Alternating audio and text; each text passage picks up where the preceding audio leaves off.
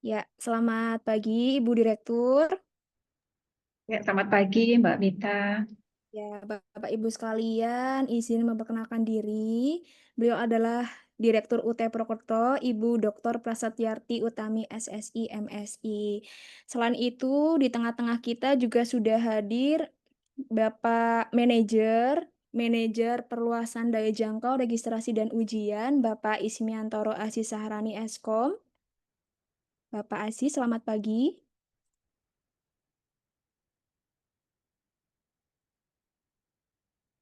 Ya, kemudian ada juga Bapak Manajer Kemahasiswaan, Pembelajaran dan Alumni, Bapak Dr. Andes Suhartono MSI. Selamat pagi, Bapak. Iya, karena sudah pukul 10, apakah sudah bisa dimulai, Ibu? Ya, boleh Mbak Mita, silahkan. Baik, terima kasih. Bismillahirrahmanirrahim. Assalamualaikum warahmatullahi wabarakatuh. Selamat pagi, salam sejahtera bagi kita semua. Om Swastiastu, Namo Buddhaya, salam kebajikan. Bapak dan Ibu yang kami hormati, meski wajah tak saling tatap dan tangan tak saling jabat, izinkan kami menyapa dengan ketulusan hati. Di sela-sela suasana Lebaran yang masih terasa hangat ini, kami atas nama keluarga besar Universitas Terbuka Purwokerto mengucapkan Selamat Hari Raya Idul Fitri 1447 Hijriah. Taqabbalallahu minna wa minkum minal aizin wal faizin. Mohon maaf lahir dan batin. Mari kita mulai kegiatan hari ini dengan hati yang bersih dan semangat baru untuk memajukan pendidikan di Indonesia. Yang terhormat Direktur UT Purwokerto, Ibu Dr. Prasetyarti Utami SSI MSI, yang kami hormati Bapak Manajer Perluasan Daya Jangkau Registrasi dan Ujian, Bapak Ismiantoro Aziz Sahrani Eskom, kemudian ada Manajer Kemahasiswaan Pembelajaran dan Alumni, Bapak Dr. Andes Soehartono MSI, serta yang kami banggakan Bapak dan Ibu calon mahasiswa PKA Guru PAUD tahun 2026. Sebelum memulai rangkaian acara, marilah kita bersikap hikmat sejenak untuk menyanyikan lagu kebangsaan Indonesia Raya, dilanjutkan dengan himne Universitas Terbuka. Hadirin dimohon posisi sempurna.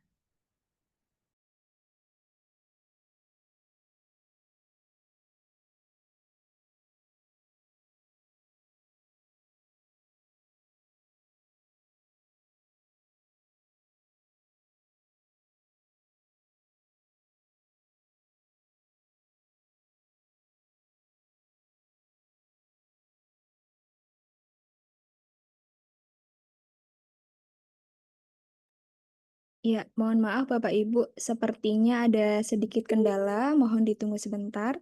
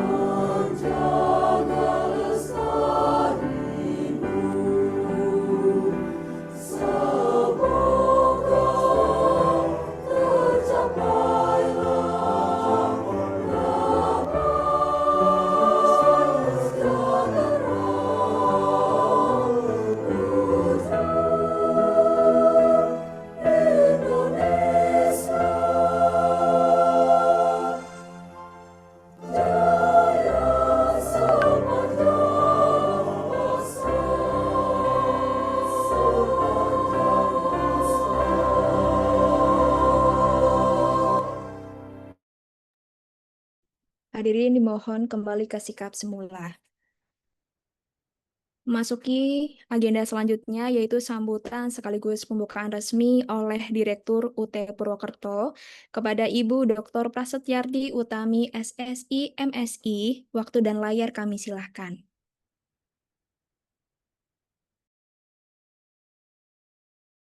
Ya, terima kasih Mbak Rahmita. Suara saya terdengar?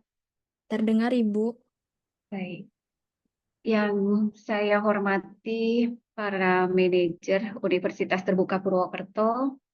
Di sini ada Bapak Dr. Andes Suhartono MSI selaku manajer pembelajaran kemahasiswaan dan alumni, kemudian manajer perluasan daya jangkau registrasi dan ujian Bapak Ismianto Roasis Eskom, para panitia yang bertugas, dan yang saya hormati tentunya calon mahasiswa pemenuhan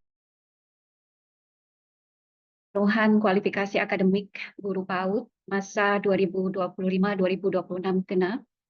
Sebelumnya, marilah kita panjatkan puja dan puji syukur atas kehadirat Allah Subhanahu wa Ta'ala, Tuhan yang Maha Esa, sehingga pada kesempatan pagi yang cerah ini, sekaligus juga ini momen silaturahmi kita gitu ya, silaturahmi dan pertemuan awal untuk mengenalkan kedekatan antara universitas terbuka dengan para calon mahasiswa, tentunya pada suasana masih Idul Fitri ini kami mengucapkan juga selamat Idul Fitri, mohon maaf lahir dan batin walaupun kita baru ketemu atau mungkin ada beberapa yang sudah kenal dengan kami. Untuk itu kami dengan adanya kegiatan sosialisasi ini ingin juga mengetahui sejauh mana persiapan, kemudian pengenalan juga terkait dengan Universitas Terbuka. Bapak Ibu, mungkin di sini ada guru PAUD yang bapak-bapak ya, saya belum melihat gitu ya. Mungkin Bapak Ibu semuanya perlu kami sampaikan yang pertama bahwa penerimaan calon mahasiswa program pemenuhan kualifikasi akademik guru PAUD ini merupakan program dari Kementerian Kemendikdasmen. Mungkin calon mahasiswa sudah mengetahui hal ini.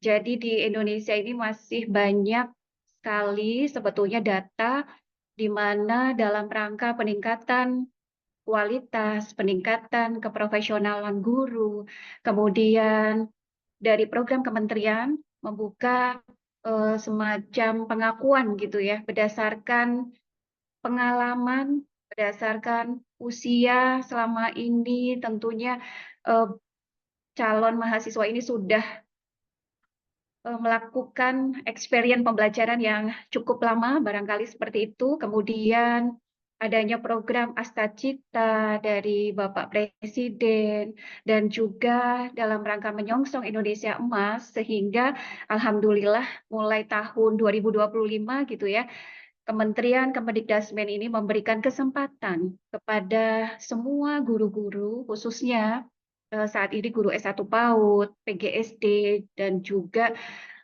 mata kuliah secara bertahap itu diberikan kesempatan untuk peningkatan kualifikasi diri, dan itu merupakan program beasiswa. Jadi kita patut bersyukur, kita juga cukup senang gitu ya sebagai calon mahasiswa yang diberi kesempatan beasiswa oleh kementerian.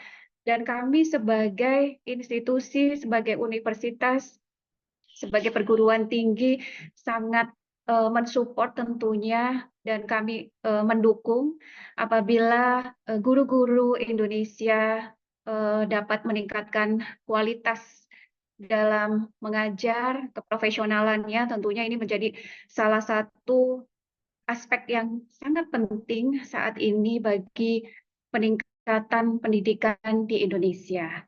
Jadi dalam rangka pemenuhan kualitas dan keprofesionalan guru ini, kami juga perlu sampaikan, alhamdulillah Universitas Terbuka mendapatkan kesempatan sebanyak 5.000 calon mahasiswa yang akan kuliah di Universitas Terbuka dan dibagi di seluruh Indonesia. Karena kami juga perlu menyampaikan bahwa Universitas Terbuka ini mungkin belum semuanya tahu, belum semuanya mengenal. Jadi kami, Universitas Terbuka itu merupakan perguruan tinggi negeri pionir pertama di Indonesia yang menerapkan pembelajaran jarak jauh. Jadi merupakan perguruan tinggi yang menerapkan pendidikan terbuka dan jarak jauh. Kami sudah menjadi perguruan tinggi negeri sejak 1984, dan transformasi perubahan Universitas Terbuka hingga saat ini mengalami perubahan yang luar biasa. Saat ini kita juga sebagai perguruan tinggi negeri yang berbadan hukum, karena di Indonesia itu baru ada 24 perguruan tinggi yang berbadan hukum. Artinya yang sudah mampu mengelola secara otonomi perguruan tingginya, kemudian juga mengelola SDM dan peningkatan kualitas dari program studi atau kurikulum gitu ya. Jadi kalau perguruan tinggi negeri yang sudah PTNBH itu mereka lebih agile, lebih lincah untuk naik ke tingkatan yang lebih tinggi. Jadi di Indonesia baru ada 24, kita sudah setara dengan UI, UGM, UNAIR, ITB, IPB. Jadi nanti bisa di searching di Google gitu ya. Perguruan tinggi negeri yang berbadan hukum ada berapa di Indonesia? Itu baru 24. Yang dibandingkan dengan sebanyak hampir 5.000, 5.400 sebetulnya yang terdata di BAN PT, perguruan tinggi negeri maupun swasta yang ada di Indonesia. Jadi kita termasuk perguruan tinggi yang sudah unggul, sudah papan atas, dan sudah setara dengan UI UGM. Hanya bedanya Universitas Terbuka itu penyelenggaraan pendidikan secara fleksibel, bisa melakukan pembelajaran melalui daring, melalui online. Kemudian kita sudah mempersiapkan sarananya semuanya untuk mahasiswa, termasuk juga bahan ajar yang dipersiapkan untuk mahasiswa. Jadi satu-satunya perguruan tinggi di Indonesia yang memberikan bahan ajar atau buku gitu ya kepada mahasiswa itu hanya UT. Jadi ini untuk pemahaman teman-teman ya, calon mahasiswa, walaupun nanti kita akan bahas diskusi secara teknis, kendala atau apapun gitu ya.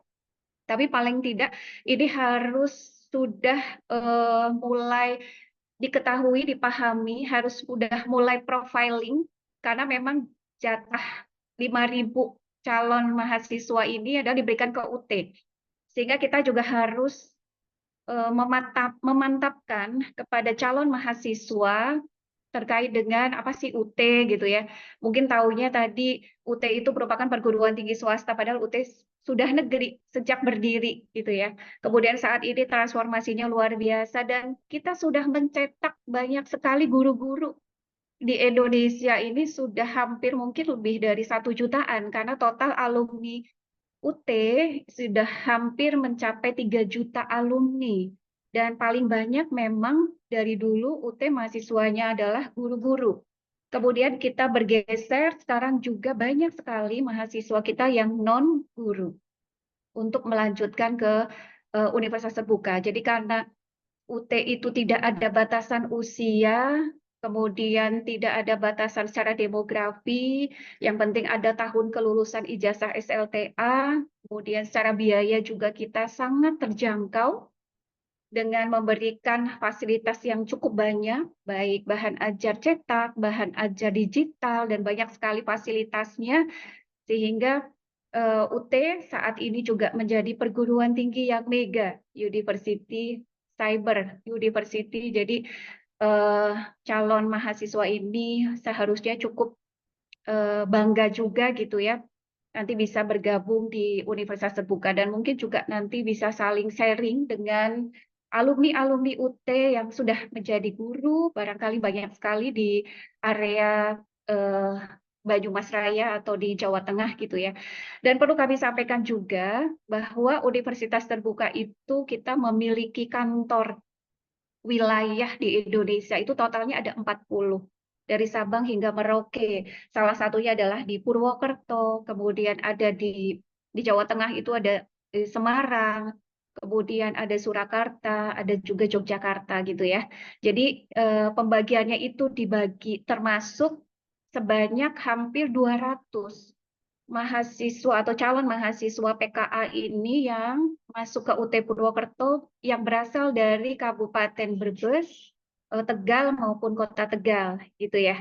Sehingga pada pertemuan ini kami ingin mengenal lebih dekat gitu dengan para calon mahasiswa PKA Guru PAUD. Kemudian tujuan dari program ini tentunya bukan hanya pemenuhan program Astacita Presiden gitu ya, ataupun menyongsong Indonesia Emas, tapi juga sebetulnya ini sangat bagus gitu dalam rangka pemenuhan kualitas pendidikan nasional yang lebih terjamin di Indonesia. Jadi kalau misalnya secara prosedur, syarat, apalagi nanti kita akan menuju ke internasionalisasi, tentunya persyaratan menjadi guru-guru yang profesional sebagai dasar utama ya, apalagi ini guru PAUD, memberikan pondasi karakter kepada generasi-generasi muda saat ini, di mana perkembangan teknologi yang semakin cepat, semakin luas, dengan perubahan budaya, perubahan banyak sekali pengaruh-pengaruh dari luar, ini kita memerlukan eh, strategi, tentunya strategi untuk bagaimana mendidik dengan berbagai karakteristik anak PAUD, anak SD, tingkatan dasar gitu ya, untuk membentuk fondasi ke depannya agar lebih kuat lagi. Karena tantangan ke depan itu bukan hanya pengaruh dari luar, tapi juga tantangan dari diri sendiri. Perlu saya sampaikan juga saat ini kasus para mahasiswa yang generasi Z gitu ya, saat ini kendalanya adalah di mental. Nah ini juga perlu kita berkaca semuanya sebagai guru, sebagai dosen, untuk bagaimana menerapkan pendidikan yang betul-betul bisa merubah karakter sejak dini gitu ya. Pembentukan karakter itu sangat penting sehingga dengan adanya program-program ini dan nanti banyak mendapatkan ilmu, wawasan juga dari universitas terbuka, paling tidak kita juga berkontribusi terhadap pembangunan bangsa. Kemudian program ini sebetulnya masuk juga dalam rekognisi pembelajaran lampau gitu ya, program ini. Jadi masuknya adalah di RPL. Jadi nanti para calon mahasiswa PKA ini yang sudah memiliki pengalaman berapa tahun, sudah memenuhi kualifikasi persyaratannya untuk masuk di program beasiswa ini, tentunya nanti ada pemisahan yang apabila usianya sudah di atas 55 gitu ya, atau di atas 50 dan di bawah 47 itu pembebasan untuk pengakuan atau konversi mata kuliahnya itu berbeda. Jadi kalau yang usianya di bawah 47 itu nanti pengakuannya tinggal meneruskan 3 semester. Kemudian yang usianya sudah di atas 50 itu tinggal meneruskan 2 semester gitu ya. Kemudian selain tujuannya adalah pemenuhan kualifikasi akademik, kemudian meningkatkan SDM guru yang lebih kompeten, profesional, ini juga memenuhi syarat minimal kualifikasi akademik sesuai dengan undang-undang. Nanti mungkin akan saya sampaikan gitu ya di beberapa slide ke depan. Kemudian juga sekarang itu di data di Indonesia itu ada kurang lebih hampir 584 guru yang belum kuliah gitu ya, belum menempuh pendidikan minimal sarjana, itu ada 584.000.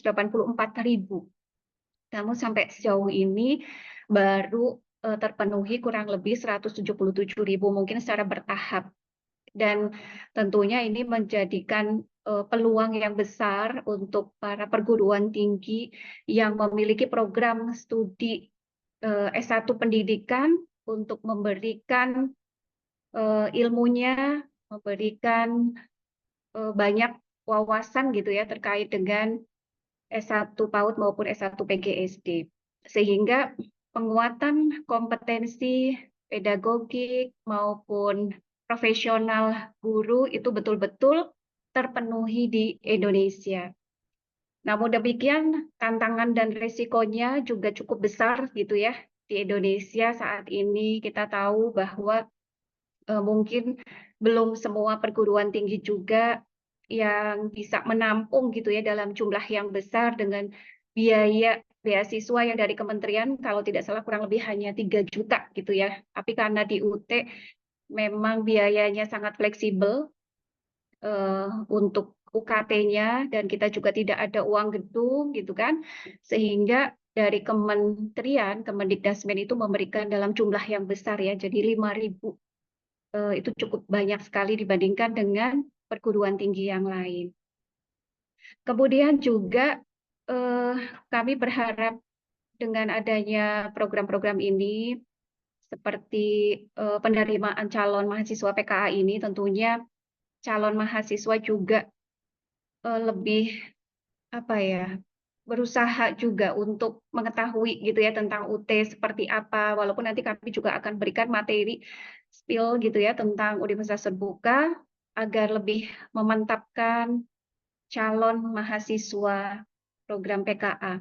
Dan nggak separuh-separuh kuliahnya, harus semangat. Karena saat ini kalau kita tidak semangat, kemudian kita tidak siap menghadapi tantangan yang nantinya akan semakin besar, maka kita akan tertinggal oleh kompetitif internasional yang begitu cepat gitu ya. Jadi paling tidak ini juga menjadi fondasi, menjadi ilmu untuk kita semua untuk memajukan bangsa Indonesia melalui pendidikan yang kita berikan nantinya untuk anak-anak di usia dini maupun di sekolah dasar. Untuk itu dengan ini saya selaku Direktur UT Purwokerto membuka acara sosialisasi penerimaan calon mahasiswa PKA Guru PAUD UT Purwokerto masa 2025-2026 genap ini secara resmi. Mudah-mudahan nanti beberapa materi dan secara teknis akan kita bahas agar kita lebih mengenal, kemudian nanti masalah-masalah kendala apa yang bisa kita support gitu ya terkait dengan bagaimana cara mendaftar dan lain sebagainya, nanti kita bisa diskusikan bersama. Mungkin itu sementara yang bisa saya sampaikan, kurang lebihnya saya kembalikan kepada Mbak Rahmita. Terima kasih. Wassalamualaikum warahmatullahi wabarakatuh. Waalaikumsalam warahmatullahi wabarakatuh. Terima kasih kami sampaikan kepada Ibu Direktur atas sambutan yang telah diberikan. Kemudian Bapak Ibu, Sebelum memasuki pemaparan materi, mungkin kita bisa menyalakan kamera sejenak untuk kita bisa foto bersama secara virtual. Bapak Ibu yang belum menyalakan kamera, mohon dinyalakan kameranya dulu ya. Kita akan foto bersama terlebih dahulu. Ya, untuk rekan dokumentasi, apakah sudah siap? Sudah ya. Ya, untuk yang pertama, pose formal dulu. Ya, silakan berikan senyuman terbaik dari Bapak Ibu sekalian. Ya, sudah siap dalam hitungan ketiga ya. Satu, dua, tiga. Ya, yang kedua, Bapak Ibu, kita Ini mempunyai. slide pertama, Mit. Slide kedua dulu. Oh iya, boleh. Ya, Diulang slide, lagi ya, Bapak Ibu. slide kedua, siap. Slide kedua, boleh. Berikan senyuman yang terbaik dalam hitungan ketiga. Satu, dua, tiga.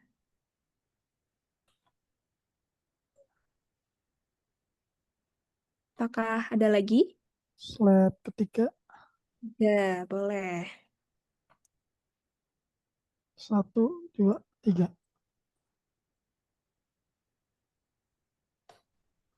Ada lagi? Slide keempat, Slide keempat. Ya, kita bagi menjadi beberapa slide ya, karena memang pesertanya lumayan banyak. slide kelima, satu, dua, tiga.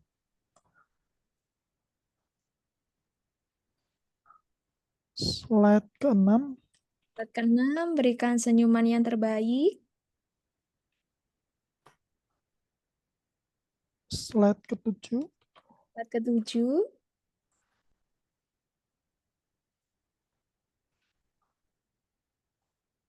oke, cukup. Cukup. Ya, Bapak Ibu, izin untuk memperkenalkan pose andalan dari UT Purwokerto. Jadi, tangan kanan Bapak Ibu membentuk huruf U. U ya. U. Kemudian telunjuk tangan sebelah kiri di atas ibu jari. Ya, seperti ini. Oke. Boleh ditunjukkan ke kamera biar kelihatan semua Bapak Ibu? Ya, sudah siap ya. Dalam hitungan ketiga, berikan senyuman yang terbaik. Satu, dua, tiga. Oke. Perlu ada slide kedua, Mas Ikwan?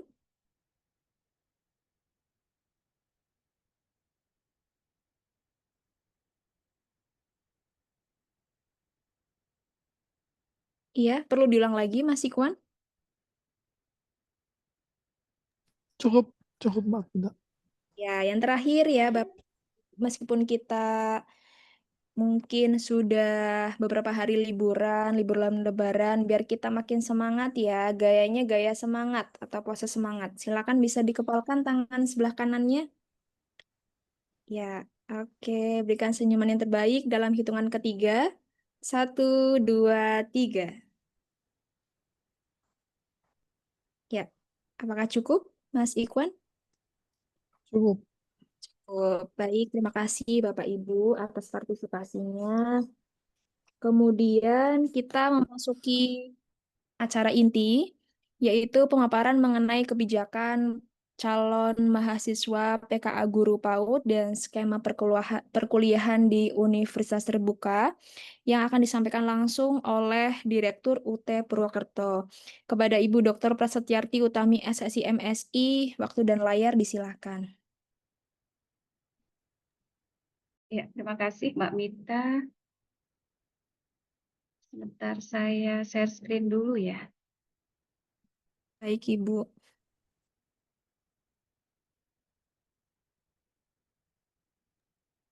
Ya, Apa sudah terlihat?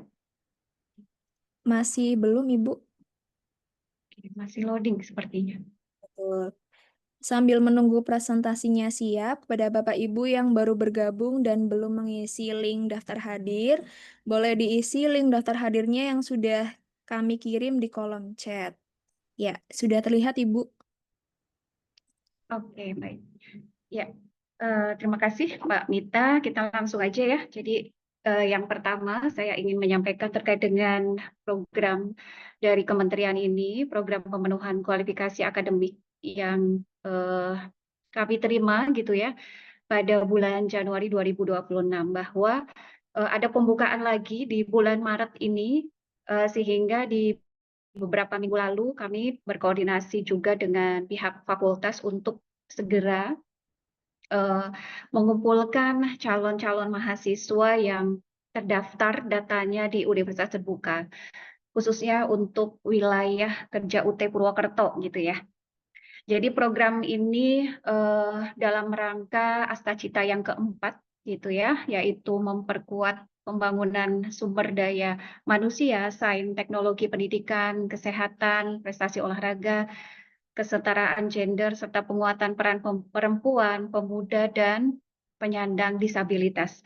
Program ini sebetulnya sudah cukup lama dicanangkan sejak presidennya adalah Pak Jokowi gitu ya, kemudian dikembangkan lagi pada saat Presiden Pak Prabowo. Jadi sebetulnya pemerintah atau Kementerian Pendidikan itu sudah berusaha bagaimana caranya agar meningkatkan kualitas SDM, termasuk salah satunya memberikan amanah itu kepada Universitas Terbuka sebagai pionir PJJ di Indonesia pertama yang menerapkan pembelajaran jarak jauh. Sehingga kalau kuliah di UT itu kita tidak ada kendala apapun sebetulnya gitu ya, karena kuliahnya itu bisa dilakukan secara online. Kemudian juga kita memberikan pilihan kepada mahasiswa apabila ingin juga pembelajaran atau layanan bantuan belajarnya itu secara tatap muka maupun juga secara webinar. Jadi UT betul-betul memberikan kemudahan fleksibilitas gitu ya kepada mahasiswanya, karena kita tahu sebagian mahasiswa UT itu adalah bekerja. Walaupun saat ini di Universitas Terbuka banyak mahasiswa yang fresh graduate juga saat ini yang usianya Gen Z 18 sampai 25 tahun itu kita memiliki mahasiswanya itu hampir 70%. Jadi sisanya itu yang usianya di atas 40 gitu ya. Tapi kalau dulu hampir sebagian besar mahasiswanya usianya di atas 40. Yang Gen Z itu dulu sedikit sekali gitu ya. Nah, karena adanya pergeseran saat ini kebutuhan, kemudian karena keterbatasan waktu bekerja, kemudian ekonomi, demografi, tapi selama ini mungkin UT dianggap sebelah mata gitu ya. Padahal jika kita tahu bahwa saat ini banyak sekali mahasiswa kita yang mereka juga berprofesi sebagai eh, orang-orang yang besar, orang-orang yang duduk di pemerintahan, maupun para artis, maupun para profesional, itu banyak sekali yang mengambil kuliahnya justru di UT, karena bisa dilakukan sambil bekerja maupun aktivitas apapun. Dan konsep pembelajaran di UT adalah pembelajaran secara mandiri, sehingga secara tidak langsung dengan konsep pembelajaran mandiri ini mampu mendorong mahasiswa juga akan lebih mandiri dibandingkan dengan mahasiswa yang kuliah di perguruan tinggi konvensional gitu ya. Jadi prioritas program ini adalah dari turunan Astacita yang keempat, yaitu terutama pada peningkatan kualifikasi, kompetensi, dan kesejahteraan guru. Dan sebetulnya ini sudah cukup lama digodok juga oleh Kementerian Menko PMK gitu ya, sudah cukup lama dari tahun 2024 akhir, kemudian implementasi 2025. Jadi saat ini memang kondisi di Indonesia gitu ya, kalau kita melihat dan membandingkan peningkatan SDM maupun IPM, Indeks Pengembangan Manusia di Indonesia, dan juga APK, pendidikan tinggi di Indonesia itu sekarang kita masih kalah dengan Malaysia maupun Singapura, sehingga salah satu upaya yang dilakukan ya salah satunya adalah dengan program-program dari kementerian ini, kemudian juga kita mendorong bukan hanya dari guru ya saat ini, tapi dari berbagai instansi untuk meningkatkan kompetensinya, minimal di tingkat sarjana. Kemudian dasar hukumnya adalah pembukaan Undang-Undang Dasar 1945, kemudian juga Undang-Undang Dasar gitu ya, pasal 31, kemudian pasal ayat 1 dan ayat 3, kemudian Undang-Undang Nomor 20 2003 tentang Sistem Pendidikan Nasional, Undang-Undang Nomor 14 tahun 2005 tentang guru dan dosen, dan juga Undang-Undang tentang Pendidikan Nasional Undang-Undang Nomor 12 tahun 2012 gitu ya. Mungkin di sini belum tertulis. Kemudian juga banyak itu ya PP-nya, ada PP nomor 74 tahun 2008 tentang guru, kemudian juga Permendikdasmen nomor 21 tahun 2025, Permendikbudristek nomor 41 tahun 2021 ini tentang RPL. Jadi RPL itu mungkin baru didengar ya oleh calon mahasiswa. RPL itu apa? Sebetulnya sama saja dengan alih kredit. Jadi alih kredit itu kita sudah mengabdi, punya pengalaman sekian tahun, nanti dikonversikan sebagai mata kuliah gitu ya, sehingga kita tinggal menempuh sisanya atau kekurangannya. Kemudian Kepdirjen Diktiristek nomor 112 BKPT 2025, kemudian juga Perdirjen GTKPG nomor 6 2025. Kemudian untuk pemenuhan kualifikasi S1 D4 guru, saat ini peningkatan kualifikasi kompetensi dan kesejahteraan gurunya itu tentunya yang pertama adalah peningkatan kompetensi guru gitu ya. Jadi guru-guru yang mungkin sudah mengajar lama tapi masih SMA, atau mungkin guru-guru yang sebetulnya sudah punya sarjana nih, tapi sarjananya belum sesuai dengan pendidikan, itu banyak sekali. Itu juga banyak sekali yang kuliah lanjut di UT. Jadi misalkan lulusan akuntansi, lulusan ekonomi, kemudian menjadi guru di TK, di PAUD, di SD, mereka kuliah lagi, ngambil pendidikan gurunya gitu ya di UT, itu namanya alih kredit juga. Itu juga cukup banyak. Hal ini tentunya untuk peningkatan kualifikasi gitu ya, baik program S1, kemudian juga ada yang dari D3 sudah kuliah di D3 kesehatan masuk ke menjadi guru, itu juga banyak. Kemudian peningkatan kesejahteraan melalui sertifikasi. Tentunya para calon mahasiswa di sini sudah banyak juga ya yang sudah mendapatkan sertifikasi, dan tentunya salah satu syaratnya adalah semua sudah terdaftar di Dapodik ya, kalau tidak salah, yang datanya ini sudah diberikan kepada UT, itu paling tidak berarti sudah memenuhi semuanya, data sudah tercantum di Dapodik. Kemudian guru sebagai tenaga profesional pada jenjang pendidikan dasar, pendidikan menengah, dan pendidikan anak usia dini pada jalur pendidikan formal. Nah, ini juga secara bertahap Kementerian melakukan ini, baik bukan hanya untuk PAUD, SD, tapi juga untuk guru-guru mata pelajaran, kemudian memenuhi standar mutu pendidikan agar kualitas pendidikan dapat ditingkatkan. Kemudian Undang-Undang Nomor 14 tahun 2005, guru wajib memiliki kualifikasi akademik minimal sarjana. Jadi sebetulnya udah sejak tahun 2005 ya, ternyata seorang guru itu wajib minimal sarjana.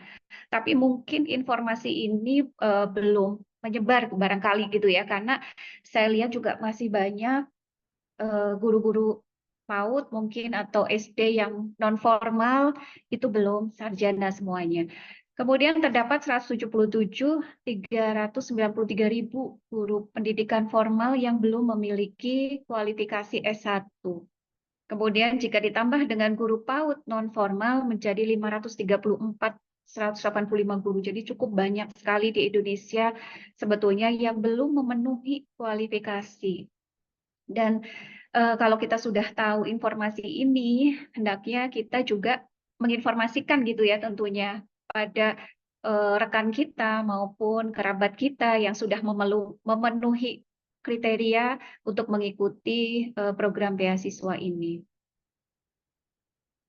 Kemudian bantuan pendidikan untuk guru-guru yang belum memiliki S1 atau D4 ini pun dibantu ya ternyata. Pokoknya kami ingin pendidikan kita semakin baik. Nah, itu pidato Presiden pada Hardiknas 2 Mei 2025.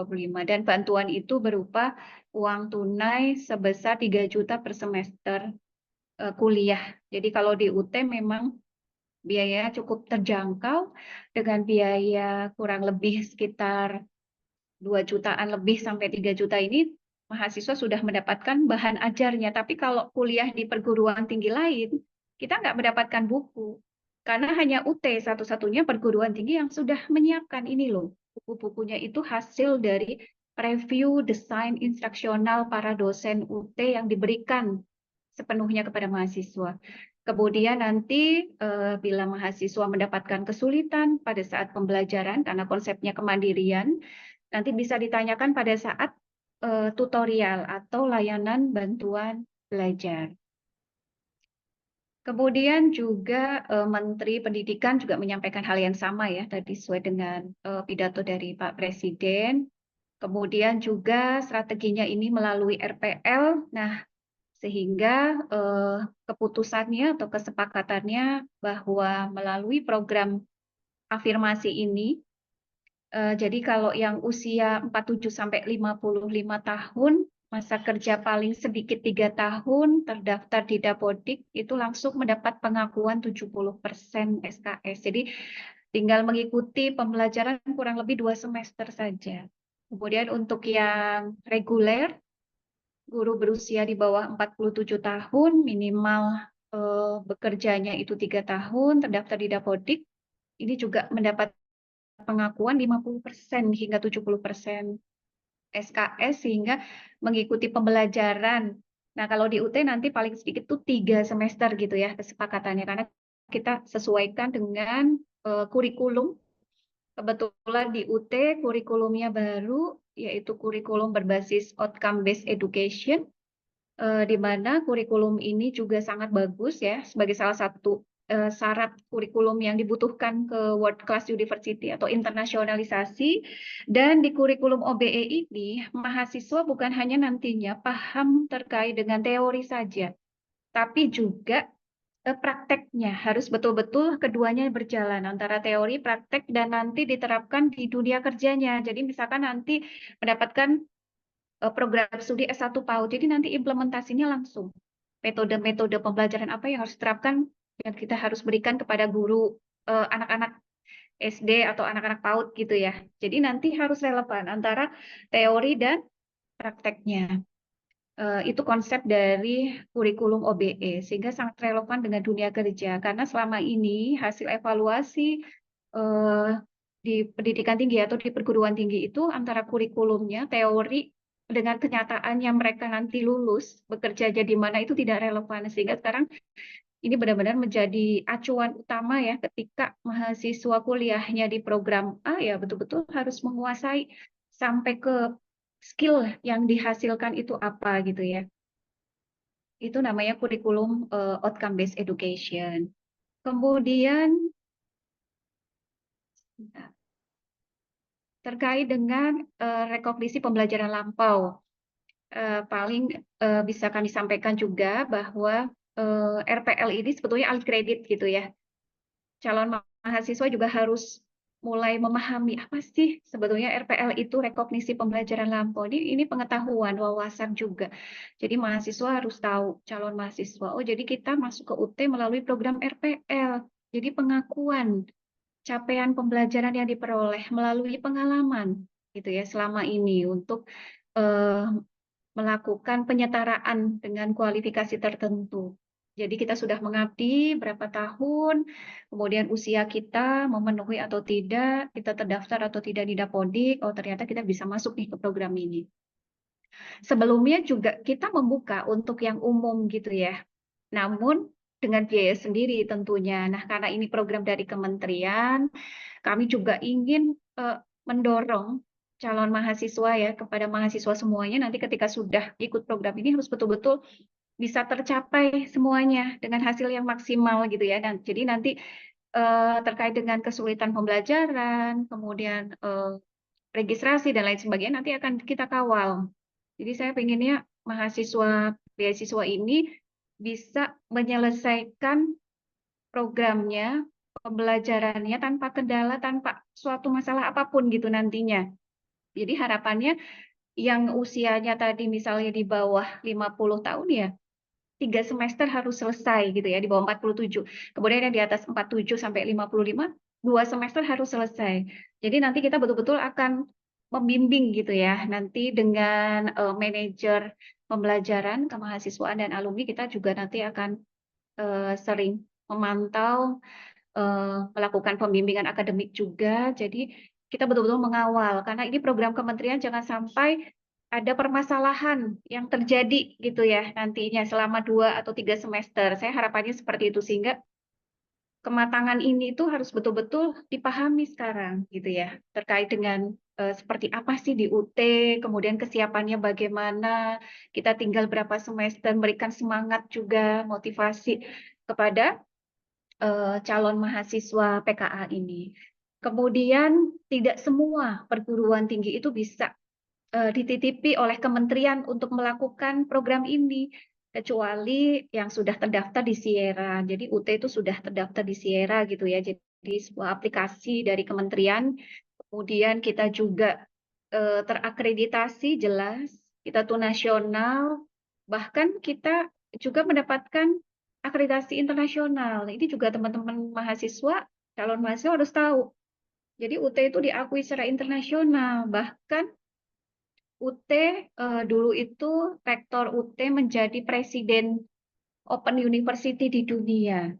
Jadi ini pemahaman juga yang harus diketahui gitu ya oleh calon mahasiswa bahwa oh ternyata saat ini kita kuliah di UT dengan pembelajaran yang fleksibel, dengan konsep kemandirian, dengan sarana yang sudah disiapkan, sehingga dengan keterampilan juga tentunya nanti mahasiswa, karena kita ada pembelajaran secara online gitu ya, jadi keterampilan untuk belajar terkait dengan pemanfaatan digital itu juga harus mulai dilatih juga. Saya yakin untuk guru-guru yang muda-muda ini nanti cepat gitu ya bisa memahami aplikasi yang ada di UT. Demikian juga dengan yang guru-guru udah usia 50, nanti akan kita bantu gitu ya. Seperti apa masuk ke aplikasi dan lain sebagainya, karena sekarang serba digital. Dan literasi digital saat ini tuh menjadi poin yang sangat penting, bukan hanya untuk guru ya. Jadi untuk semua lini, semua lembaga saat ini tuh kita nggak paham digital. Jadi paling tidak kita harus memiliki literasi digital. Misalnya bagaimana kita apa namanya membuka aplikasi, kita masuk ke Google Chrome, kemudian nanti mahasiswa itu kewajibannya seperti apa, pemenuhan syarat didikan akhirnya di UT itu seperti apa, ujiannya bagaimana gitu kan? Karena nanti ujiannya juga informasi yang kami dapat gitu ya dari fakultas, nanti ujiannya juga melalui take home exam. Jadi bisa dilakukan di rumah atau dimanapun oleh mahasiswa. Syaratnya adalah kita harus tentunya ada ketersediaan internet, kemudian juga kita punya laptop. Kalau memang kita nggak punya laptop, ya kita harus berusaha pinjam, atau bisa juga nanti teman-teman mahasiswa bergabung ke sentra layanan UT. Jadi kita tuh juga punya sentra layanan UT ya, perlu saya sampaikan juga di UT Purwokerto. Kami memiliki 45 sentra layanan UT atau yang disebut salut. Jadi untuk wilayah Tegal, Brebes, Kota Tegal itu kami punya sentra-sentranya. Nantinya juga barangkali bisa bergabung kalau ada kendala ke sana gitu ya. Hanya saja memang kalau di sana itu lebih dikawali lebih intensif karena membantu mahasiswa. Ada tambahan biaya lagi di sana karena memang lebih intens ya. Layanannya berbeda, layanannya lebih prima. Kalau bertanya terlalu lama ke UT Purwokerto yang terdekat gitu ya, dan kita bisa menggunakan fasilitas yang ada di sana. Di sana juga menyediakan ada laptop, ada internet, kemudian juga bisa memfasilitasi semuanya dibantu gitu ya. Kemudian regulasinya ini Permendikbudristek nomor 41 tahun 2021 tentang RPL, kemudian juga keputusan Dirjen Diktiristek nomor 91 EKPT 2024 tentang RPL juga. Jadi UT sudah menyelenggarakan ini, rekognisi pembelajaran lampau sudah cukup lama gitu ya. Kemudian juga saat ini kita sedang banyak juga membuka program-program, salah satunya adalah program sertifikat PAUD, juga UT membuka program ini gitu ya. Jadi kemarin kita sempat menyampaikan juga kepada guru-guru PAUD yang apabila belum siap kuliah bisa juga ikut program sertifikat terlebih dahulu. Kemudian nanti ketika akan kuliah, program sertifikat itu diakui sebagai beberapa semester, kalau tidak salah 2 semester. Jadi nanti ketika kuliah di UT langsung masuk ke semester 3.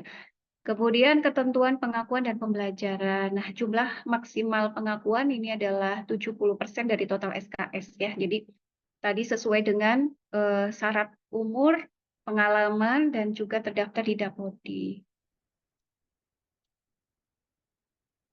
Kemudian,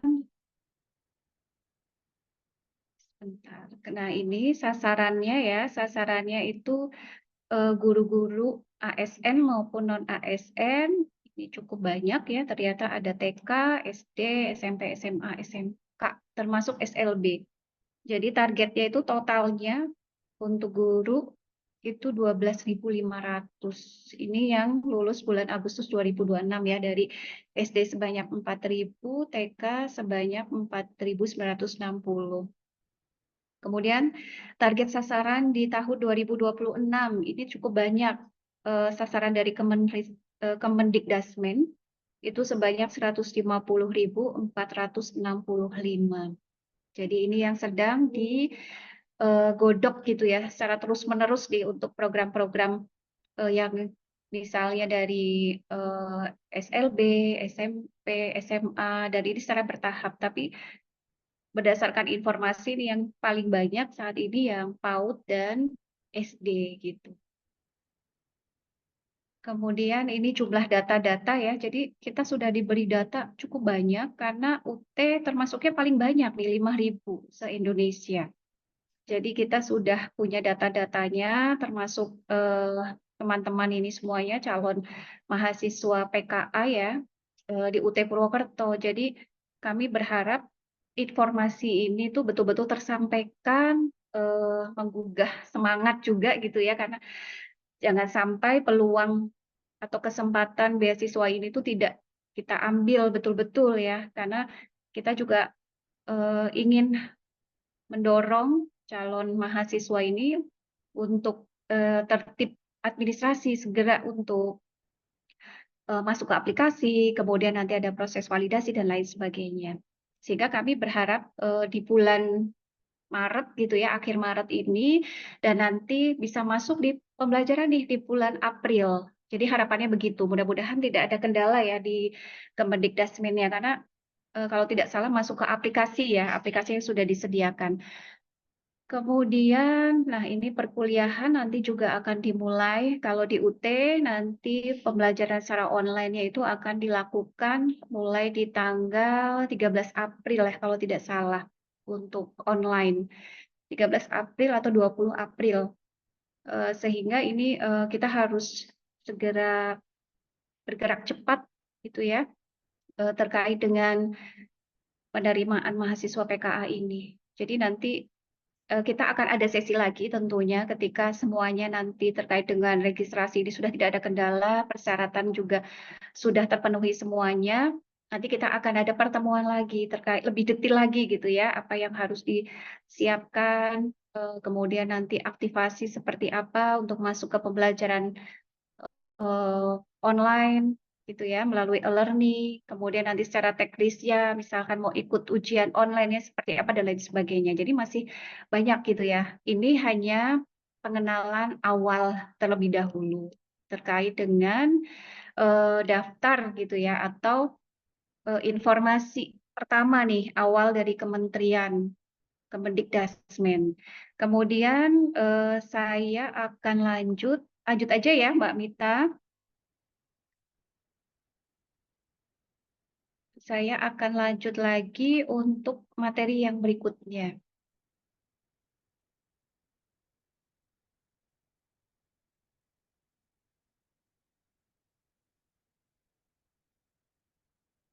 Sedikit mengenal tentang UT ya. Jadi nanti kita lebih banyak nih sharing-sharing juga.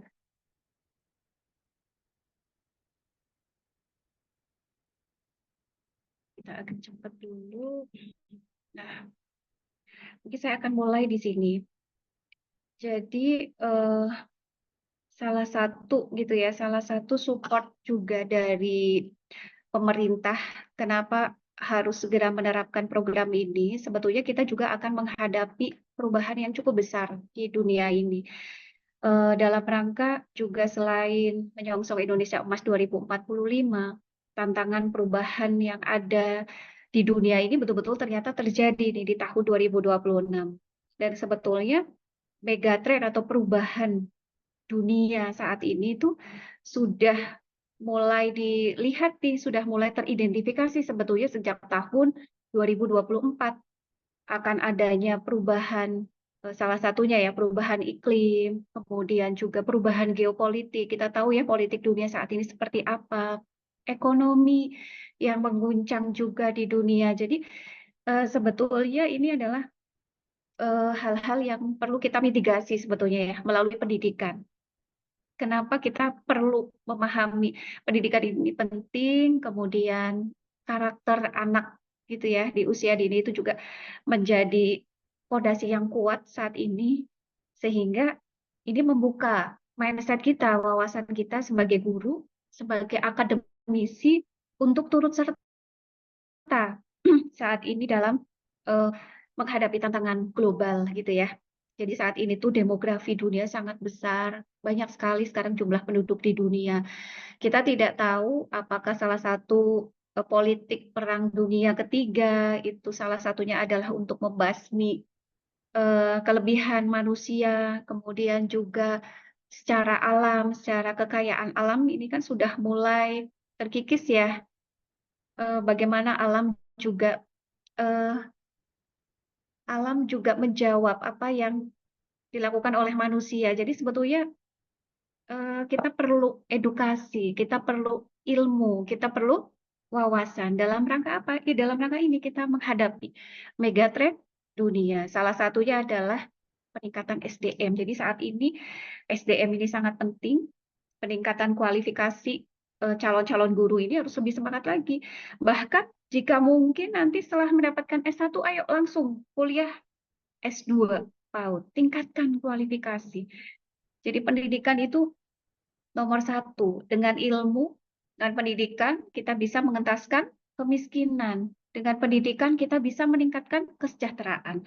Jadi nanti bisa membuka nih mindset calon-calon sarjana gitu ya S1 nanti langsung nih setelah lulus langsung kita berencana untuk lanjut ke S2. Itu penting ya karena kita akan menghadapi tantangan persaingan yang cukup besar, persaingan sumber daya terutama.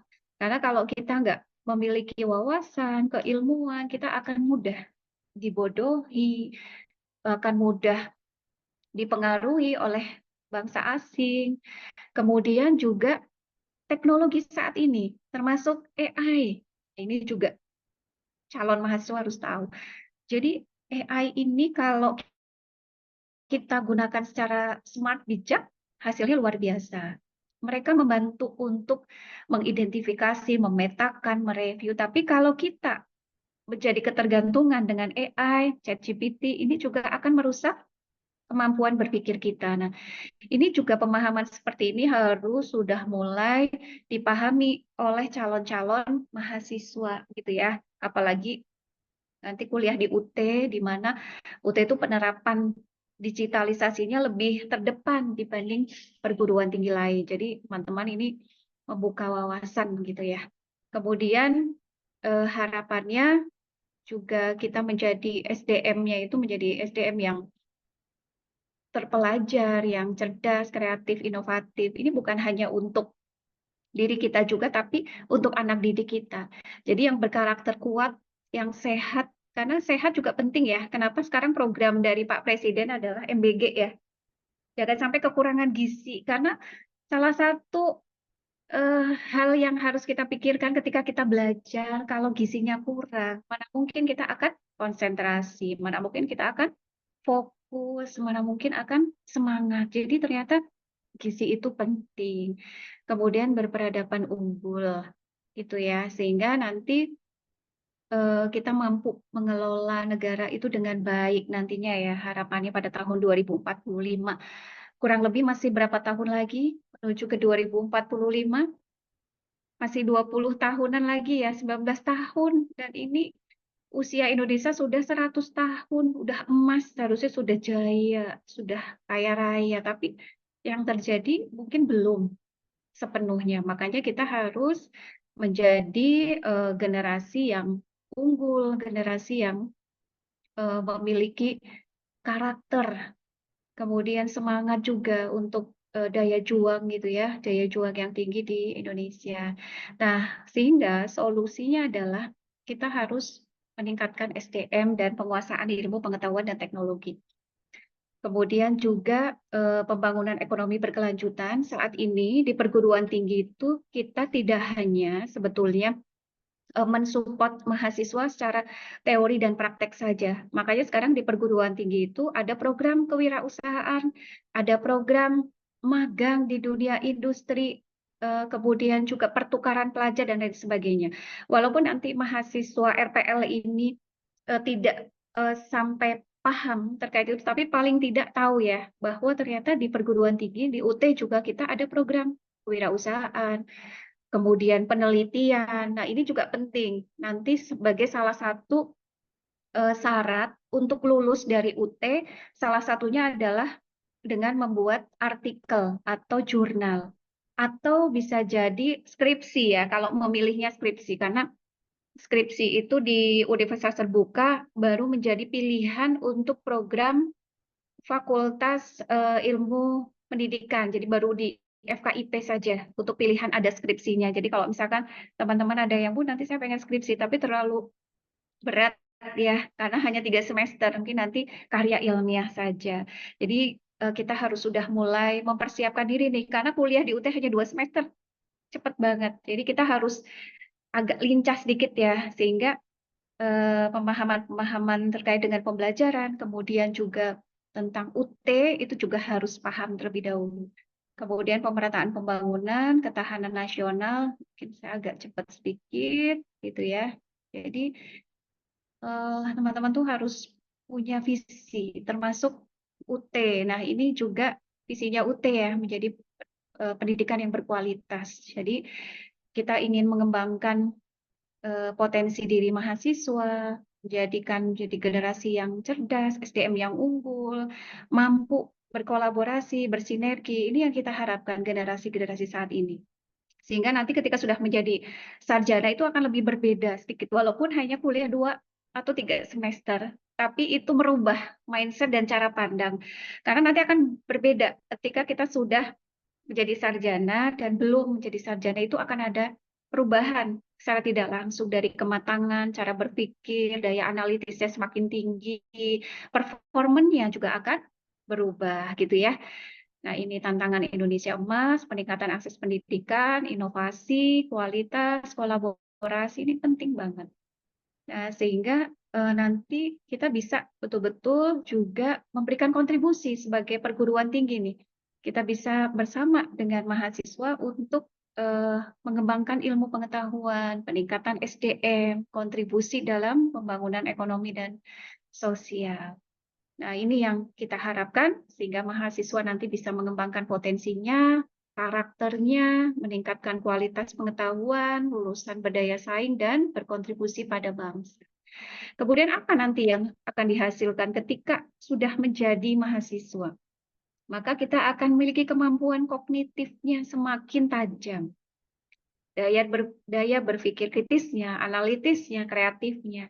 mampu mengatasi masalahnya, komunikasinya, kepemimpinan, etika dan integritas ini penting. Karena pada saat kuliah itu adalah proses experience-nya, penting gitu ya. Kemudian kurikulum kita juga berbasis kompetensi. Ini juga penerapan hasil penelitian, itu juga nanti kita bisa implementasikan dalam dunia pendidikan, mengajar kalau guru, atau bisa juga kita bersama-sama dengan dunia industri dan lain sebagainya ya. Jadi banyak sekali sebetulnya implementasi dari apa yang kita capai. Jadi kompetensi apa sih yang diperoleh sebagai mahasiswa gitu ya. Jadi ini saya agak cepat. Kemudian ini visi UT saat ini juga menuju ke World Class University.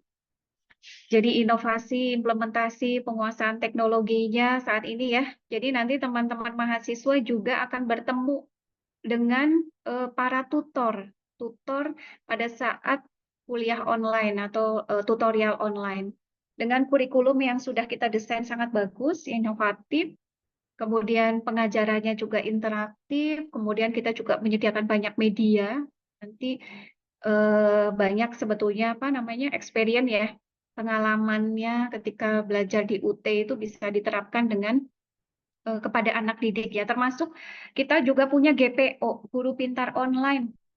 Jadi bisa bergabung nanti kepada calon-calon mahasiswa ya, nanti di GPO. Guru Pintar Online ada apa aja? Oh, ternyata banyak sekali manfaat ya ketika bergabung di GPO. Ada metode pembelajaran anak, kemudian ada kreatif, metode apa yang perlu dikembangkan saat ini, banyak sekali yang bisa kita ambil. Nah, sekarang kita masuk ke UT. UT negeri atau swasta? Udah tahu ya? Ada yang mau jawab nggak? UT negeri atau swasta? Sudah tahu ya, UT negeri. Jadi kita itu perguruan tinggi yang ke-45, berdiri tahun 1984 dan sudah menjadi negeri. Kemudian 2022 kita meningkat lagi menjadi perguruan tinggi yang sudah papan atas unggul. Itu berdasarkan PP nomor 39 tahun 2022 menjadi PTNBH. Nah, ini konsep dari UT ya. Pendidikan terbuka jarak jauh, siapapun bisa kuliah di UT tanpa batasan waktu, tanpa batasan usia, demografi, ekonomi. Padahal mahasiswa UT juga dari kalangan artis yang kaya raya banyak banget. Tapi mereka memang ingin mengejar ilmu. Karena ilmu di UT itu sangat bagus gitu ya.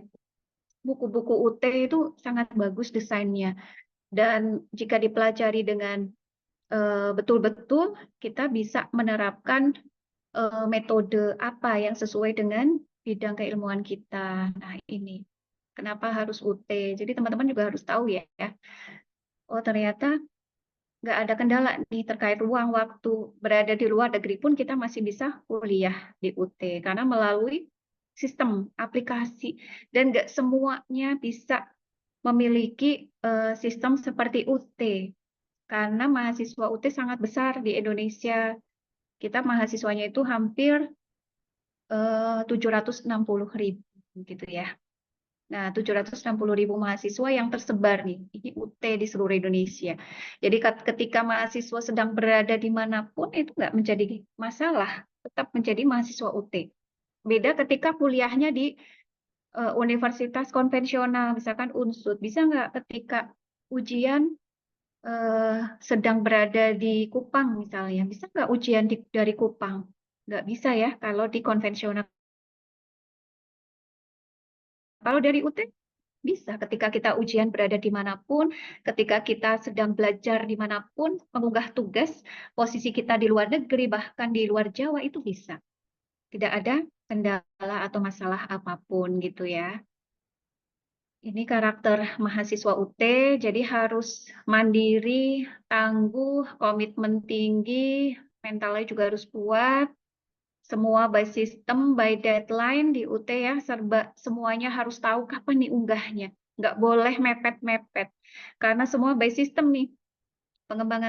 Perkembangan teknologi luar biasa gitu ya. Sehingga mahasiswa juga komitmennya harus tinggi.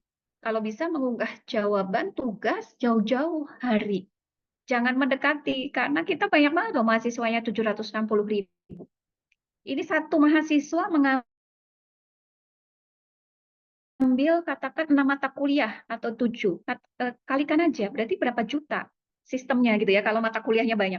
Lebih dari 5 juta sistem itu harus bekerja. Makanya jangan mepet dengan deadline kalau di UT seperti itu. Itu ya. Kemudian nih rekor muri UT banyak sekali. Kita itu tahun 2020-2019 ya, kalau nggak salah. Jadi lolos CPNS terbesar di Indonesia. Dari 20.000 CPNS, 9.436-nya itu dari UT semuanya. Jadi memang UT itu bisa menghasilkan lulusan yang berkompeten. Ini sudah ada buktinya, kita dapat rekor muri. Kalau misalnya ada masyarakat yang menyampaikan, karena mahasiswa UT banyak. Kalau dibandingkan dengan seluruh lulusan perguruan tinggi di Indonesia sebanyak 5.000, dan harus bersaing masuk CPNS, harusnya nggak sampai 9.000 gitu ya. Ini artinya menunjukkan bahwa kompetensi lulusan UT sudah sangat baik. Kemudian kita juga punya mahasiswa di luar negeri sebanyak 51 negara. Alumni kita sampai saat ini 2026 sudah hampir 3 juta gitu ya. Ini adalah rekor muri, kemudian program studinya kita cukup banyak dan teman-teman masuk di Fakultas Keguruan dan Ilmu Pendidikan ya, di jurusan PG PAUD. Jadi kalau ditanya fakultasnya apa? Fakultasnya adalah Fakultas Keguruan dan Ilmu Pendidikan, bukan. Masih ada mahasiswa yang menjawab fakultasnya apa? Saya Fakultas PG PAUD. Ini bukan fakultas gitu ya. Ini adalah jurusan atau program studi PG PAUD itu. Kemudian kita juga ada program magister, doktor gitu ya. Ini fasilitas UT cukup banyak. Jadi nanti bisa kita beri waktu lagi ya. Nanti kalau sudah resmi menjadi mahasiswa ini baru sekilas tentang universitas terbuka ya, terkait dengan pembelajaran online-nya seperti apa, akreditasinya apa saja, BAN PT internasional, bahkan kita punya FIBA, diakui oleh FIBA internasional juga untuk 4 program studi. Kemudian asesmennya kita ada tugas tutorial, praktek, praktikum, nanti ada ujian online, ujian akhir semester, ini ada tugas akhir program. Nah, ini yang harus dilakukan ya sebagai syarat kelulusan tugas akhir program. Nah, biaya kuliahnya cukup terjangkau sekali. Itu ya. Ini RPL, jadi teman-teman juga masuk ke RPL. Di fasilitasnya nanti mendapatkan OSFB, pelatihan, platform. Banyak juga kegiatan mahasiswa ya, jadi nanti calon mahasiswa juga bisa ikut. Ini proses pembelajaran di UT-nya juga seperti ini. Jadi nanti ketika sudah oke, diterima, nanti dapat bahan ajarnya, kemudian belajar mandiri, nanti ikut tutorial. Jadi namanya bukan kuliah ya kalau di UT, pembelajaran tutorial. Jadi ada tatap muka, ada online, baru ujian. Kemudian ini tutorialnya kita juga ada tatap muka, ada online, ada webinar. Mahasiswa bukan berarti belajar sendiri, karena kita memberikan modulnya, bukunya nih udah direview semuanya di sini. Kemudian ini alumni-alumni UT, jadi para artis pun udah masuk ke UT semua ya sekarang ya. Padahal ini orang-orang dengan kesibukan yang cukup tinggi.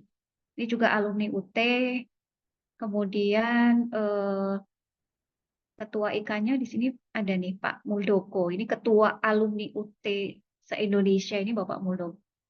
Ini para panglima Indonesia ya sebelumnya ya. Bapak Andika ini panglima sebelum sekarang. Kemudian Pak Joko Santoso ini juga panglima, dulu panglima Indonesia, panglima TNI.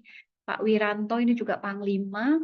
Pak Joko Suyanto juga panglima dari zaman dulu nih udah jadi mahasiswa UT. Ternyata UT menghasilkan alumni-alumni yang luar biasa, itu ya.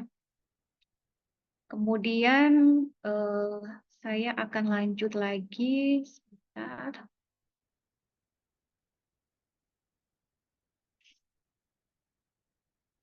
Satu materi lagi ya. Atau ada yang mau ditanyakan? Ini cuma sebentar aja terkait dengan pembelajaran di UT. Di sini juga nanti secara teknis bisa kita diskusikan bersama juga dengan manajer. Kalau ada kendala registrasi atau apa gitu ya. Nggih. Izin Ibu, Ya. di kolom chat ada beberapa yang sudah bertanya. Yang pertama dari Ibu Wuri Dwi Cahyani, Bu. Pertanyaannya, apakah nanti kelas afirmasi dan reguler berbeda? Nggih. Mau langsung Oh, dijawab? langsung aja ya. Iya, jadi kalau kelas afirmasi dan reguler itu kan berdasarkan pengalaman ya. Berdasarkan pengalaman, kemudian usianya berbeda, otomatis dibedakan. Jadi nanti itu akan secara otomatis di sistem gitu ya. Bisa saja nanti teman-teman itu nggak harus bergabung di teman-teman yang ada di kelas sekarang kita. Jadi bisa aja nanti gabung dari UT-UT daerah yang lain.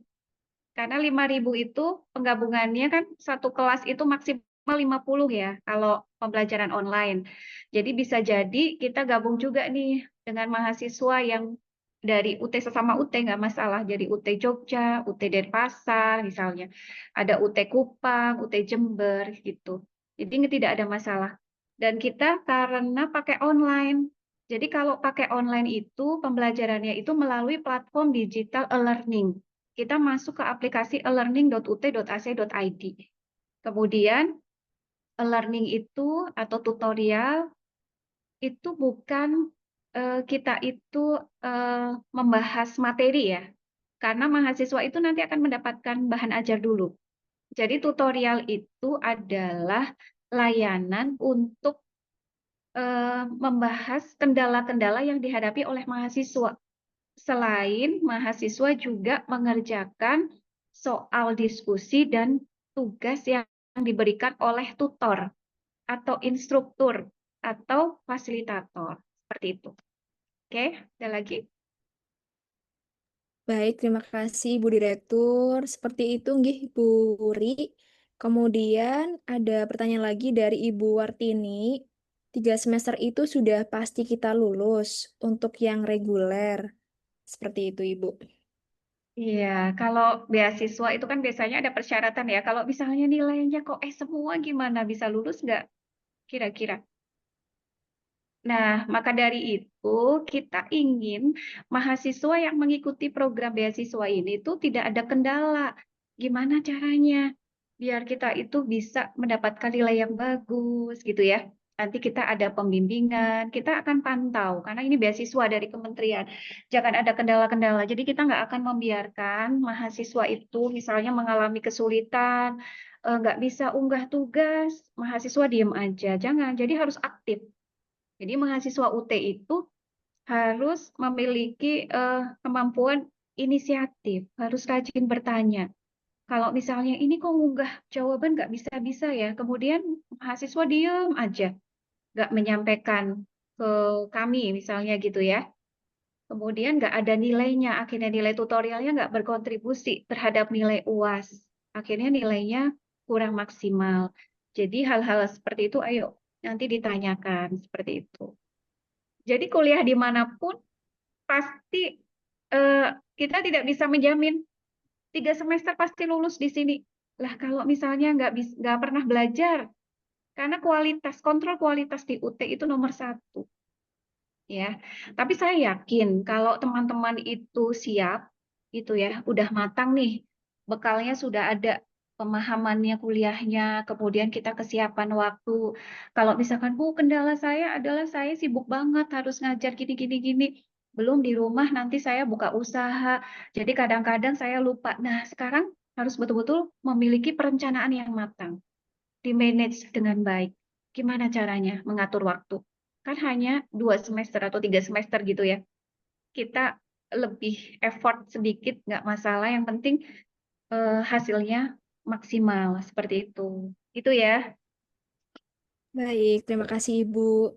Ini sepertinya sudah mulai banyak pertanyaan di kolom chat, Ibu. Mungkin kita langsung masuk saja, nggih, pada sesi tanya jawab. Saya bacakan lagi, ada pertanyaan dari Ibu Kustati mengenai ujian. Ujian akhir di UT berupa apa? Seperti itu, Bu. Iya, jadi tadi ada slide gitu ya. Jadi ujian di UT saat ini karena kita kurikulum baru, kita itu ada 4 pilihan. Yang pertama adalah karya ilmiah, membuat karya ilmiah. Yang kedua ada skripsi, karena di FKIP itu menyediakan pilihan skripsi. Kemudian yang ketiga, ujian kompetensi tertulis. Kemudian yang keempat, ujian berbasis proyek. Nah, untuk teman-teman nanti bisa memilih salah satu. Kalau dulu, sebelum kurikulum baru, kita mewajibkan 2, artikel ilmiah dan ujian tertulis atau ujian kompetensi tertulis. Itu dua-duanya dapat. Tapi kalau sekarang, di kurikulum yang baru, itu milih salah satu. Kalau udah ikut karya ilmiah, ya berarti nggak usah mengambil ujian kompetensi tertulis, salah satu aja. Kalau misalnya mau memilih skripsi, boleh nggak Bu? Boleh aja kalau kuat, kalau siap. Kan cuma 3 semester, berarti harus semester 1 harus langsung buat ini proposal gitu ya, harus mempersiapkan nih datanya. Mungkin lebih mudah membuat artikel ilmiah. Seperti itu. Baik, terima kasih. Kemudian ada pertanyaan dari Ibu Andini mengenai waktu pembelajaran daringnya kapan. Jadi dimulai kapan, Ibu? Iya, jadi nanti mulainya tanggal 13 April atau 20 April ya. Nanti manajer pembelajaran Pak Hartono nanti bisa bantu jawab. Untuk pastinya tanggalnya, Pak Untuk Hartono tutorial online tanggal 13 April. ya, Untuk 13 yang April. April. Oke. Untuk yang tutorial tatap muka dan web di tanggal 18 dan 19 April. Oke, jadi kita ada 2 ya, online dan tatap muka atau webinar. Gimana caranya mau ikut tatap muka? Berarti harus ikut Adkom dong ya Pak ya? Yes, disebut Atas tasking. permintaan mahasiswa tuh Mahasiswa. harus bayar lagi 150.000 per mata kuliah. Tapi kayaknya untuk program ini semuanya fully Semuanya online ya. online. Nggak ada Semuanya boleh salah ya. online. Ya. Ya, jadi nanti pakainya fully online semuanya, Bapak Ibu semuanya ya. Nggak ada tatap mukanya, jadi malah lebih fleksibel. Dan kita diberi waktu selama setiap sesinya kuliah atau tutorialnya itu hanya 8 minggu. Jadi setiap minggu itu mengerjakan soal diskusi yang sudah kita siapkan melalui e-learning. Seminggu itu dikerjakan, kita kasih waktu nih seminggu. Kalau bisa mengerjakannya jangan mepet di Sabtu atau Minggu. Jadi mengerjakannya apakah hari Rabu, hari Kamis, hari Jumat, atau hari Senin gitu ya. Jadi tidak mepet penutupan deadline. Seperti itu. Ada lagi, Mbak? Baik, terima kasih Ibu. Ada lagi pertanyaan dari Ibu Aska dan Ibu Putri yang hampir mirip pertanyaannya. Jadi setelah kegiatan ini, apakah masih ada seleksi untuk mengikuti program berikutnya, Ibu? Iya, jadi pertanyaannya sekarang, apakah teman-teman semuanya sudah masuk ke aplikasi beasiswanya? Apakah semua persyaratan dokumennya sudah masuk? Itu pertanyaan dari kami. Kami butuh kejelasan gitu ya. Artinya dari teman-teman tuh udah clear masalah pendaftarannya.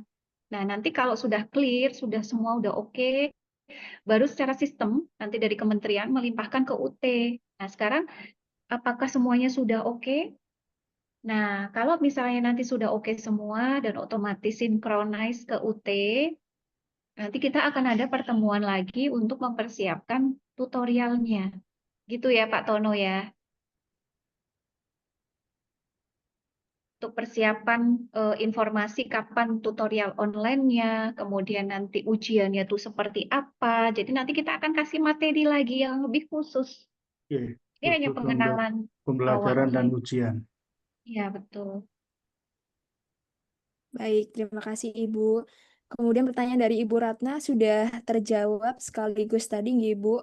Kemudian ada pertanyaan dari Ibu Siti dari Brebes mengenai biaya kuliah itu berarti langsung dibayarkan oleh Kemendikdasmen, langsung disalurkan ke UT atau seperti apa, Bu? Iya, menurut informasi begitu ya, langsung dari kementerian gitu.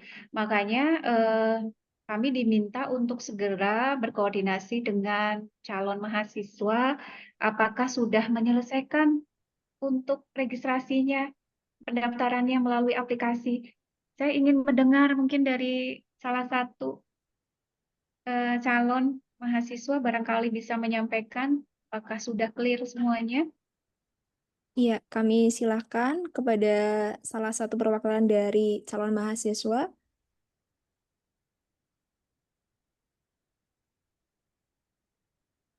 Dari Ibu, Apakah sudah mendaftar semua belum? iya, Ibu Eli atau Ibu Putri. Yang dari SIPKA itu ya, Bun. Ya, betul. Alhamdulillah sudah semuanya, Bun. Oke, berarti udah clear ya. Mudah-mudahan nanti nggak sulit, nggak terlalu lama untuk synchronize ke Amin, UT-nya. amin. Ya Rabbal Alamin. Yang lainnya barangkali oke semua berarti ya sama jawabannya dengan yang sebelumnya. Iya, Oke. kita lanjut Ibu. Ini masih banyak pertanyaan. Jadi, bagaimana yang sudah punya sertifikat Diksar, Dikjud, Dikmahir, apakah ikut reguler atau afirmasi? Oh, yang diklat ya. Iya, betul. Nah, ini sesuai dengan acuan prosedurnya tadi. Jadi melihatnya itu usia ya, usianya berapa, kemudian juga pengalamannya berapa tahun kan otomatis sudah terdaftar gitu ya, minimal 3 tahun. Kemudian juga sudah terdaftar di Dapodik. Jadi sepertinya masuk yang ke usia seperti itu. Tapi nanti coba kami akan koordinasikan lagi atau mungkin dari Pak Aziz hasil secara teknis registrasinya seperti apa? Apakah ada pembahasan terkait dengan yang sertifikat, Ya, Pak ya baik. Aziz? Izin sebentar. Ya, Assalamualaikum warahmatullahi wabarakatuh. Selamat siang dan salam sejahtera untuk kita semua.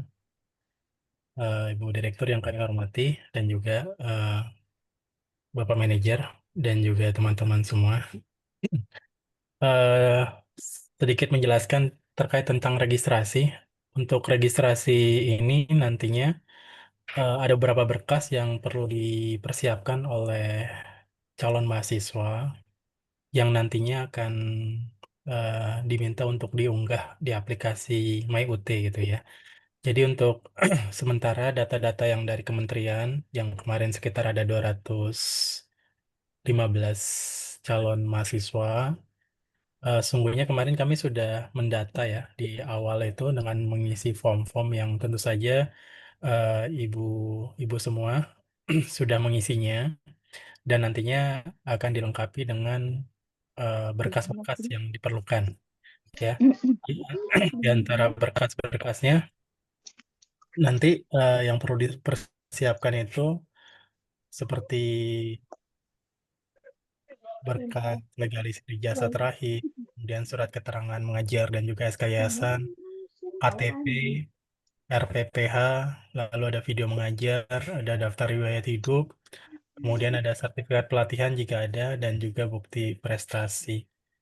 Jadi nanti berkas-berkas itu kami minta kepada calon mahasiswa untuk dilengkapi terlebih dahulu dalam bentuk digital yang nantinya apabila dari UTP create akun mahasiswa semua. Jadi semua mahasiswa ini akan nanti akan diberikan NIM mahasiswa dan akun e-kampus. Akun e-kampus itu nanti dipergunakan untuk mengakses aplikasi MyUT ya. Setelah mahasiswa dapat mengakses akunnya, nanti secara paralel gitu ya, di satu sisi mungkin tutorial sudah dimulai, di satu sisi lagi ibu-ibu semua melengkapi berkas yang tadi disampaikan untuk mengunggahnya begitu. Dan sampai saat ini dari UT Pusat baru melakukan generate NIM, jadi semua registrasi sudah dilakukan oleh UT Pusat gitu ya, baik registrasi data pribadinya, kemudian nanti registrasi mata kuliah gitu ya. Nanti setelah tergenerate mata kuliahnya, tentu saja kelas-kelasnya pun, kelas tutorial online-nya pun akan tergenerate juga. Mudah-mudahan nanti di tanggal 13 April ibu-ibu semua sudah bisa melakukan kegiatan tutorial online gitu ya. Jadi sampai saat ini kalau kami tadi lihat di data kami di SRS ada berapa data nama ya. Saya mencari berdasarkan nama dan juga jurusan afirmasi. Ada beberapa yang sudah terkerit NIM-nya, tetapi data isiannya belum ada. Jadi hanya sebatas NIM dan juga nama mahasiswa. Belum lengkap sampai ke nama ibu kandung, ya, tanggal lahir, email, nomor telepon dan sebagainya, dan juga berkas-berkas kelengkapan tadi juga nanti minta diunggah. Jadi sampai saat ini kita belum mendapatkan informasi, baru masih proses pembuatan akun e-kampusnya. Nanti setelah mendapatkan akun e-kampus, barangkali nanti bisa jadwalkan kembali untuk simulasi bagaimana ibu-ibu semua, guru PAUD bisa mengakses MyUT gitu ya. Kemudian melakukan simulasi tutorial online itu skemanya seperti apa. Jadi sampai saat ini baru sebatas itu saja, Ibu Direktur. Terima kasih. Ya, baik. Terima kasih Pak Aziz. Jadi intinya datanya itu sudah sesuai ya dari kementerian, kemudian masuk di sistem kita di SRSUT, nama-nama semuanya calon mahasiswa, kemudian nanti akan dibuatkan akun e-kampusnya. Jadi masih menunggu ya akun e-kampusnya jadi, kemudian nanti masuk ke MyUT dan mengunggah. Jadi saat ini mahasiswa perlu mempersiapkan dulu, barangkali sudah siap dulu ya berkas-berkasnya ya Pak Aziz ya. Jadi nanti ketika sudah masuk ke MyUT tinggal unggah-unggah saja, barangkali begitu ya. Iya betul Ibu.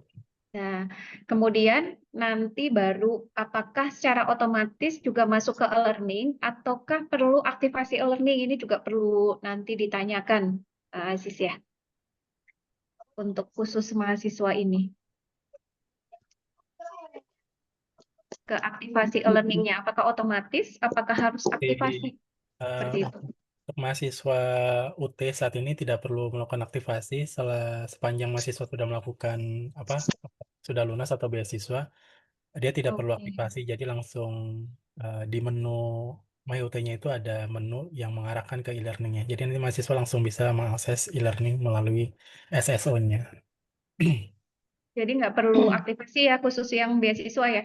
Ya, tidak perlu aktivasi, nanti tinggal mengikuti saja, hanya saja secara teknis perlu dilakukan simulasi karena sistem pembelajaran di UT kan berbeda dengan konvensional, bagaimana cara mengakses UT online yang baik. Seperti itu, Ibu Direktur. Iya, betul. Jadi nanti akan ada pertemuan lagi ya ketika akun e-kampusnya sudah ada.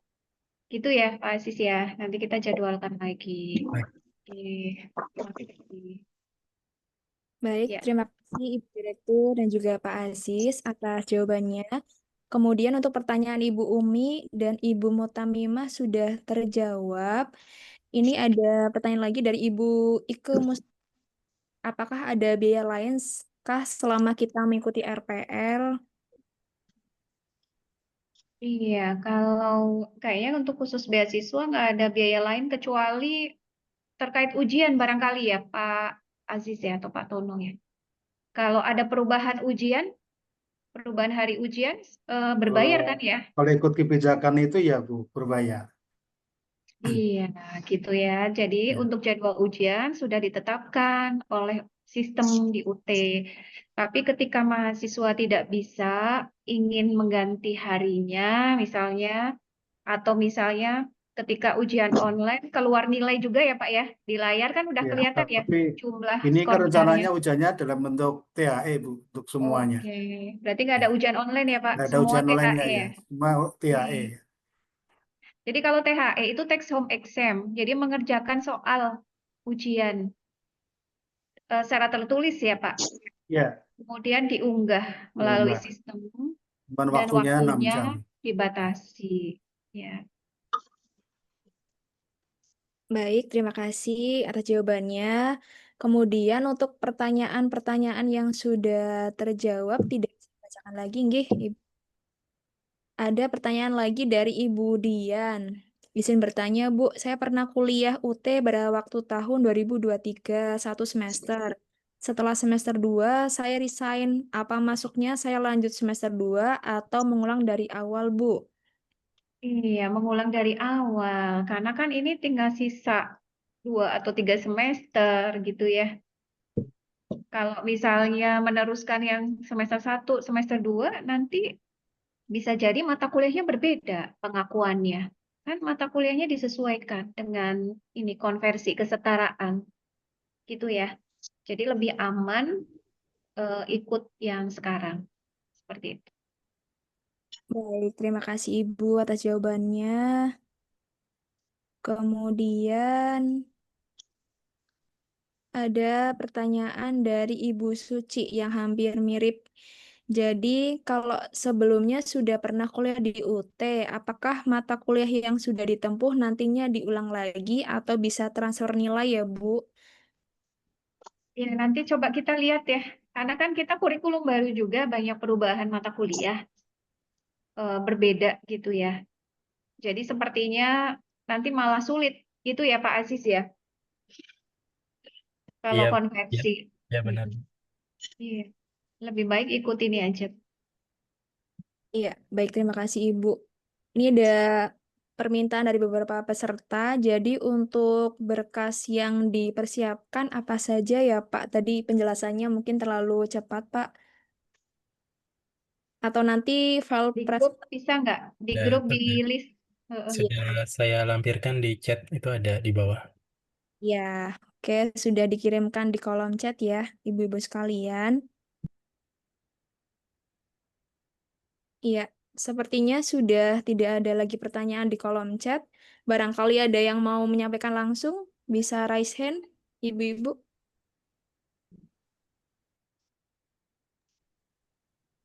Assalamualaikum. Waalaikumsalam. Waalaikumsalam. Terima kasih atas waktunya Bu Direktur dan pembawa acara Yang bertanya mana ya? yang izin bertanya untuk kegiatan Ibu, suaranya untuk kegiatan pembelajarannya itu dalam 1 minggu itu di hari apa, kemudian jamnya jam apa? Kurang jelas. Berarti untuk kegiatan pembelajaran tutorial itu dari hari apa, kemudian jamnya juga jam berapa? Ngoten Ibu, matur nuwun. Oke. Ya, jadi pembelajaran di UT atau tutorial itu hanya 8 minggu, total 2 bulan. Kemudian 8 minggu itu atau 8 sesi gitu ya. Satu sesi pada saat kita masuk ke aplikasi e-learning itu diberi waktu 1 minggu. Di aplikasi itu udah muncul ada pertanyaan diskusi dari tutor gitu ya. Kemudian dikerjakannya yang penting dalam 1 minggu itu entah pagi, siang, malam, dini hari itu terserah mahasiswa. Yang penting dalam 1 minggu itu harus sudah diunggah jawabannya dan dipastikan terunggah. Jadi nggak ada patokan harus hari Selasa, harus hari Sabtu itu enggak. Tapi saran saya kalau bisa mengerjakan soal diskusi atau tugasnya itu 1 hari 1 mata kuliah biar tidak tertumpuk. Karena pengalaman mahasiswa itu kalau 1 hari mengerjakan langsung 6 mata kuliah itu pasti nggak akan selesai. Apalagi sudah deadline. Jadi 1 minggu itu dikasih deadline-nya misalkan dibuka hari Senin gitu ya. Nanti minggu depan itu sudah deadline, harus sudah diunggah. Kalau bisa sebelum hari Minggu atau hari Sabtu gitu ya, sebelumnya itu sudah terunggah semua untuk 5 mata kuliah atau 6 mata kuliah. Seperti itu ya, Bu. Oke, makasih Bu. Oke. Barangkali Pak Tono mau menambahkan? Ya, baik, Ibu. Untuk tutorial ini, untuk belajar ini kan tutorial online itu, jadi dibukanya dari Senin pagi jam 00 ya, sudah dibuka sampai dengan Minggu. Jadi dibuka selama 24 jam perharinya. Jadi Pak Rizman boleh mengerjakan diskusinya ataupun tugasnya itu untuk satu sesi selama 1 minggu. Dan untuk informasi untuk pertemuan ke 3, 5, dan 7 di tutor online nanti tidak ada lagi diskusi, tapi hanya tugas. Jadi untuk meringankan mahasiswa. Kalau yang semester lalu kan semuanya ada diskusi dari pertemuan 1 sampai dengan pertemuan 8, tapi untuk tutorial kali ini, untuk semester ini, untuk pertemuan ke-3, ke-5, dan ke-7 tidak ada diskusi. Jadi mahasiswa hanya mengerjakan tugas. Jadi mahasiswa silakan mengerjakan tugasnya dari Senin pagi jam 00 sampai dengan di hari Minggu di pukul 23.55. Ya, jadi Pak Rizman jangan sampai terlewat untuk waktunya karena setelah masuk ke jam 00 hari berikutnya di Senin, ibu-ibu tidak bisa lagi untuk mengumpulkan tugas diskusi yang pertama. Jadi tugas diskusi pertama tidak bisa digabung ke tugas diskusi yang kedua. Karena by system, jadi kalau sudah diskusi 1 sudah tutup, ibu tidak bisa lagi untuk mengupload tugas 1 di sesi kedua. Jadi mohon diperhatikan benar kapan batas waktu untuk mengupload tugas. Jangan sampai terlambat, karena terlambat 1 menit pun tidak bisa lagi untuk masuk ke sesi berikutnya. Itu aja. Iya, jadi harus betul-betul tahu jadwalnya ya. Kalau nilainya mau maksimal, semua sesi diskusi dikerjakan, semua sesi tugas di pertemuan yang ke-3, 5, dan 7 itu juga dikerjakan, maka kontribusi dari nilai tutorial itu bisa masuk semuanya. Jadi kalau nilai tutorial itu kontribusinya 30% terhadap nilai UAS. Seperti itu. Itu Bu Ida, paham ya? Dan Ya. perlu diperhatikan juga dari ibu untuk mengikuti tutorial ini minimal ya 5 kali ya, 5 kali pertemuan harus ikut. Kalau tidak mencapai 5, berarti nilainya tidak masuk atau tidak diperhitungkan dalam nilai akhir, itu aja. Kalau bisa jangan 5 ya, harus 8, Harusnya nggak harus boleh 8-8-nya ya. Untuk baiknya nggak harus boleh absen. 8-8-nya. Tuh. Jangan mengambil batas minimal ya, tapi maksimalkan 8 kali pertemuan. Ya, baik. Terima kasih atas jawaban yang sangat membantu. Selanjutnya, Ibu, ini mungkin untuk pertanyaan yang terakhir terkait video mengajar, apakah boleh diedit atau tidak, dan apakah harus ada anak-anak atau cukup memperlihatkan kita saja? Iya, mungkin Pak Aziz bisa membantu menjawab. Ya, video boleh diedit kan waktunya 30 menit ya. Silakan saja, durasinya maksimal 30 menit. Untuk video boleh memperlihatkan anak, boleh hanya gurunya saja. Silakan disesuaikan saja oleh ibu guru semuanya. Baik, terima kasih Pak Aziz atas jawabannya. Ya, Bapak Ibu sekalian, karena waktu sudah menunjukkan pukul mau pukul 12. Mungkin kalau tidak ada pertanyaan lagi, kami cukupkan sampai sekian. Dan nanti untuk informasi lebih lanjut, Ibu yang telah bergabung di grup WhatsApp, mohon untuk tetap stay ya. Dan nantinya akan ada informasi lebih lanjut, barangkali ada informasi yang lebih lanjut akan kita share di grup tersebut. Ya, kami ingatkan kembali kepada ibu-ibu sekalian yang belum mengisi daftar hadir. Untuk link daftar hadir sudah kami kirimkan melalui kolom chat. Seperti itu ya.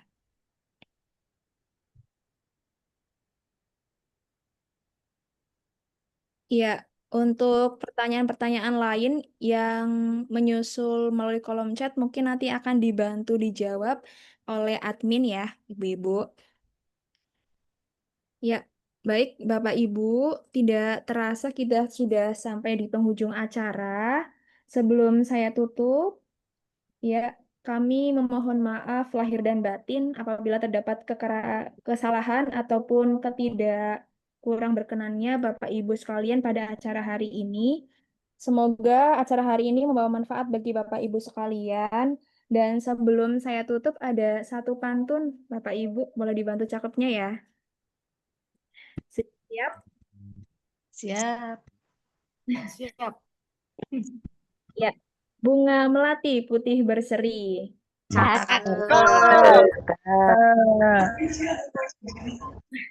Wangi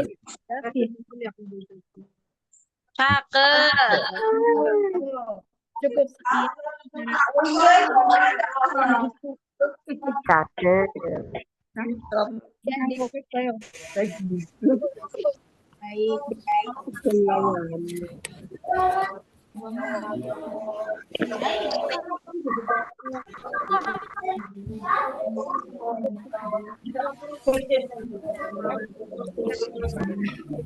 Udah gambar putih. Ini loh. Buka video nanti. Ya, terima kasih ibu-ibunya. Nanti kita ketemu lagi ya. Dan sesi berikutnya.